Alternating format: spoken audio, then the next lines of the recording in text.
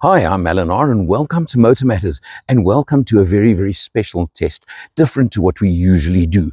Because this beast over here, and I'm using the word beast deliberately, yes, you look at the shape, you look at the body, it looks like a standard Alfa Romeo Stelvio. But it's not quite standard, not in a lot of ways.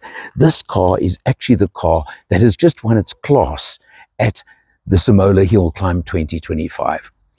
So that says a lot about it already.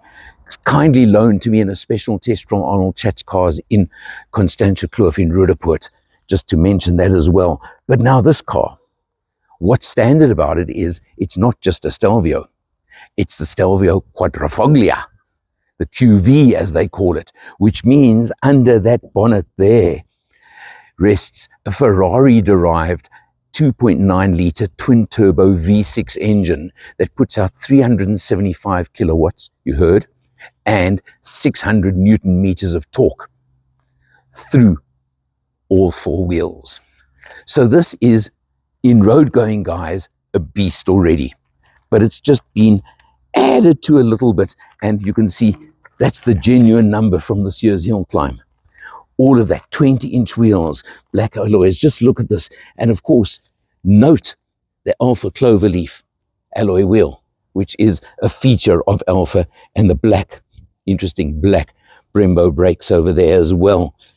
Alfa Romeo branded brakes. But you can just see, look at these discs over here. I mean, this just tells you this car is serious. This car is built for business, and this car is built for performance. And of course, a lot of fun too, if that's what you're into. Come take a look inside. I'll just show you quickly, because we're not doing a full test, as I explained to you. It's still got lots of luxury features like full electric adjustment for both front seats. But note, for the hill climb, it had to have a fire extinguisher as well. And that's still over there. So it's little things like that. I told you it is a largish SUV. Plenty of space in the back seat as well. But somehow that's not what this car is about, is it? I don't know. I think I'm almost spoiling it by showing you the family side, the luxury side of it. It's just not about that. It's about the extra wrap on it. It's about all the extra branding on the car, and it's about this Q4 badge over here, which tells you it's the all-wheel drive version. So I'm not going to spend time showing you other features. Just look at this. Two massive drain pipe exhausts on either side. Again, just to tell you, it is the V6 version. It's got all the cues, it's got all the signals, it's got all the signs, and it's got all the performance. I will show you a bit of it, but I'm going to have to behave myself because I'm on public roads. I'm not at Simola, unfortunately, and I haven't got time to take her to a racetrack. But there are some of these available for the first time in a while, because they just haven't been available for quite a while. And you can get them from Arnold Chats or from Alfa Romeo South Africa for about the 2.2 million rand mark. And let me tell you, for performance like that, it's a bargain. So let's check it on the road and we'll show you a little bit of the inside. Let's see, pull off in dynamic mode. Listen to the gear shifts.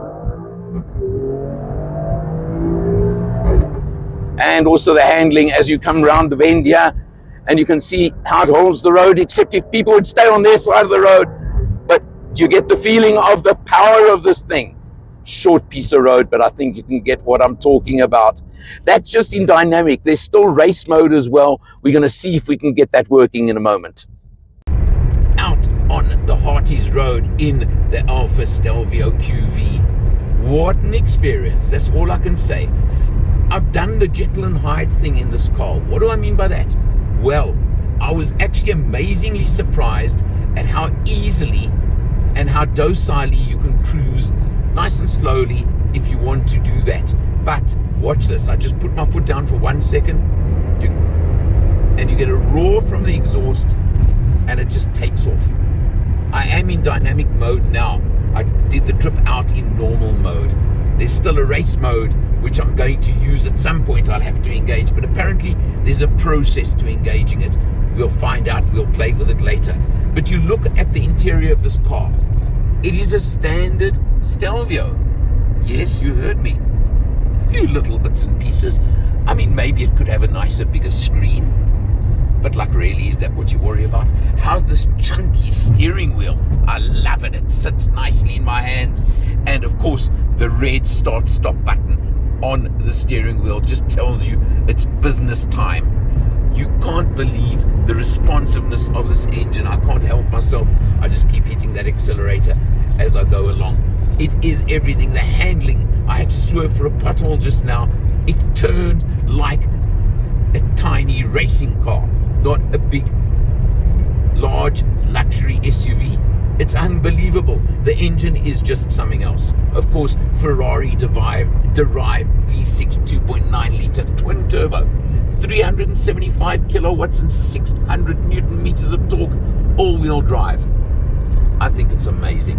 I know I'm raving on, I know I'm going on, but this is a special test, and this is seriously a special car that deserves the special test.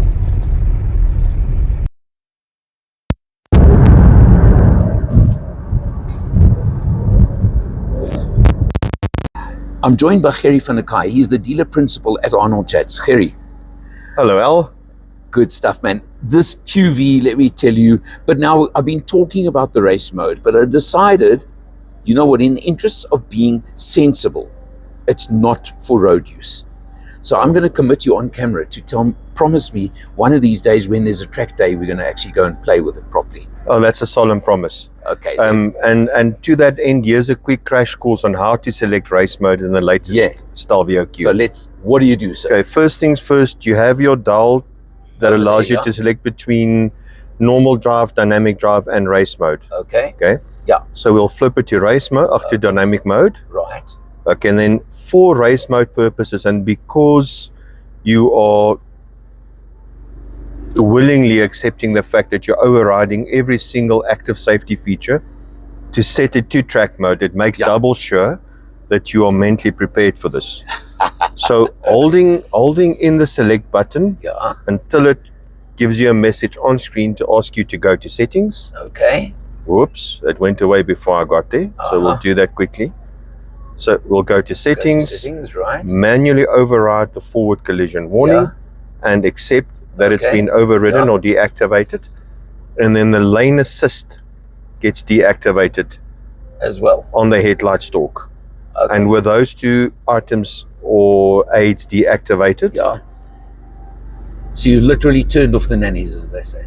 You turned off the nannies indeed. Yeah. And that's how you can select race mode. Now you're in full race mode. You're in full race mode. So the relevant warning signs will appear on your screen. Okay. To tell you that your lane assist and everything are deactivated. Correct. As well as your forward collision warning, as well as your electronic stability control. All deactivated? Yes. Whoa. What is activated, and that's very audible, is your exhaust tone. Okay, well, I'm going to move to the back of the car. Let's go. Wow. Good grief. One more. And that is what race mode is all about.